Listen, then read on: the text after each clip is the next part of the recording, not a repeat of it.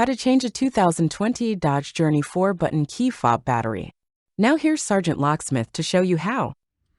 Alright, we're going to change the battery out on our Dodge Journey 4-button remote. If you have a key ring or lanyard attached right here, you will need to remove that. This remote housing does come apart. Also, you will need a flat tip screwdriver and the CR2032 battery. Go and flip it over. You notice you got your emergency key blade release right here. And it is spring loaded. Pull it towards you, set the battery to the side. And when you look down, this is where the key blade came out. And you got this indentation here. Put your flat tip screwdriver right in there. Hold your remote firmly. Take your flat tip screwdriver. You're going to twist, not pry. The housing popped. Set it back down. And the reason why I suggest doing that is that way your circuit board doesn't pop out. If it does, you can set it back in. You have that one hole that lines this up.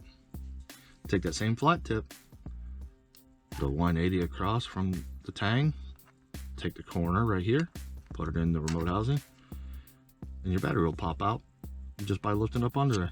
This is your CR2032 battery. This is a new remote, so I will put this battery back in.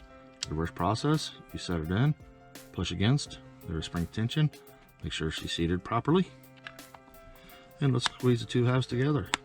Hey, thanks again for watching, and let's be safe out there.